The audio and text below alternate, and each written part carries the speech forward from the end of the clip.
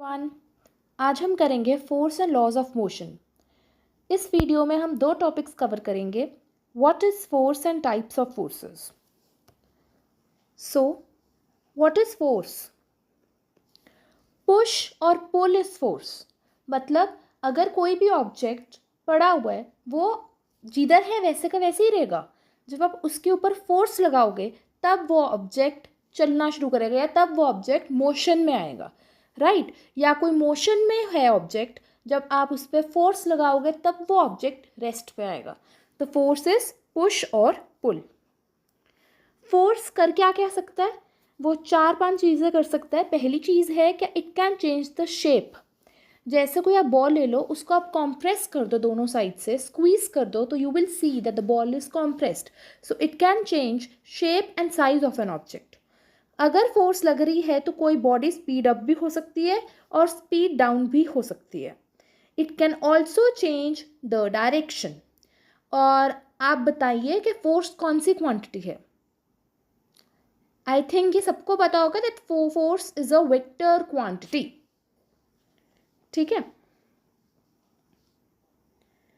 तो अगला टॉपिक है हमारा टाइप्स ऑफ फोर्सेस। दो टाइप्स ऑफ फोर्सेस हैं, balanced and unbalanced. Balanced forces वो हैं which do not change the state of rest और of motion of an object. मतलब अगर कोई बॉडी चल रहा है, अगर कोई बॉडी मोशन में है, तो उस पर आपने दोनों साइड से बैलेंस्ड फोर्सेस लगाई, वो बॉडी मोशन में ही रहेगी। और अगर कोई बॉडी रेस्ट पे है, आपने दोनों बॉडी पे इक्वल फोर्सेस लगाई, तो वो बॉडी रेस्ट पे ही रहेगी। So balanced forces are those which cancel out each other, right? जो भी आपकी स्टेट है ऑब्जेक्ट की वो चेंज नहीं कर रहा। ये एग्जैक्ट डेफिनेशन लिखी हुई है। ओके, एक एग्जाम्पल देखो, आपके सामने एक ब्लॉक है, उसको मैं लेफ्ट साइड से भी 10 न्यूटन्स की फोर्स लगाऊं और राइट साइड से भी 10 न्यूटन्स की फोर्स लगाऊं, तो वो दोनों इक्वल होने के कारण और ऑपोजिट होने के कारण आपस में कट जाएंगी। और ये ब्लॉक रेस्ट पे है तो रेस्ट पे रहेगा, अदरवाइज ये कोई भी सपोज कोई भी वेलोसिटी से चल रहा हो तो उसी वेलोसिटी से चलेगा। जैसे अगली फोर्सेस हैं वो है अनबैलेंस्ड फोर्सेस। अब अनबैलेंस्ड फोर्सेस क्या होती हैं? They are those forces which act on the body and changes its state of rest into motion and sometimes vice versa also.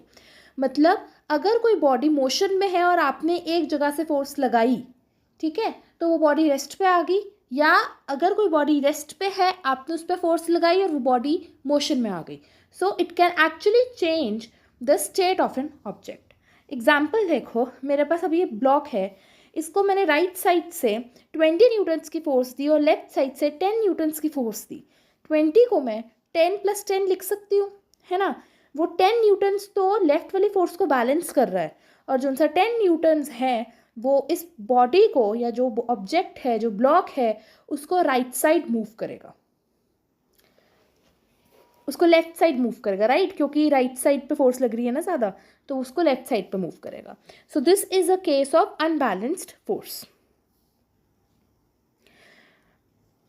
आज का जो सा होमवर्क रहेगा वो रहेगा, you have to write the difference between balanced and unbalanced force by giving examples. Thank you everyone.